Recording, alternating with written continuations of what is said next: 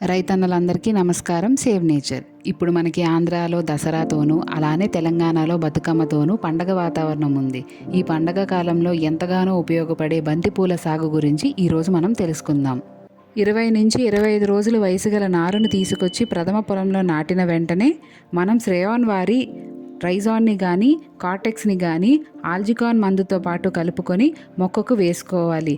అలానే మనం ఎప్పుడూ వేసే ఎరువులతో పాటు శ్రేయాన్ వారి ఎక్సలెంట్ జెల్ని కలపడం వల్ల అది దీర్ఘకాలం మొక్కలకి పోషకాలని అందిస్తుంది.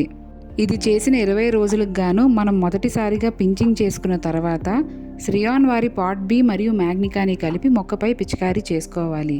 ఇలా చేయడం వల్ల అధిక శాతం మొగ్గలు ఏర్పడడంతో పాటు మొగ్గలు రాలడం కూడా తగ్గుతుంది. పూత మొదలయ్యే దశలో పొలం అంతా శ్రేయాన్ వారి బౌంటీని పిచికారీ చేసుకోవాలి. ఇలా చేయడం వల్ల ఎక్కువ సంఖ్యలో పువ్వులు ఏర్పడతాయి. అలానే పూత ఏర్పడిన తర్వాత శ్రేయాన్ వారి కలర్స్ మరియు గ్లోరీని కలిపి మొక్కపై పిచికారీ చేసుకోవాలి. ఇలా చేయడం వల్ల పెద్దవి మరియు నాణ్యమైనటువంటి పువ్వులు పూస్తాయి.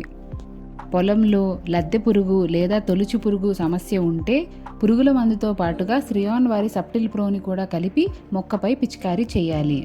బంతి మొక్క కానీ నిర్జీవ కారకాల వల్ల ఒత్తిడికి గురైతే మన శ్రేయాన్ వారి ఈల్డ్ మ్యాక్స్ మొక్కపై పిచికారీ చేసుకోవాలి. అలానే తెల్లదోమ లేదా పచ్చదోమ సమస్య ఉంటే దోమ మందుతో పాటుగా శ్రేయాన్ వారి 400ని కూడా కలిపి పిచికారీ చేసుకోవాలి.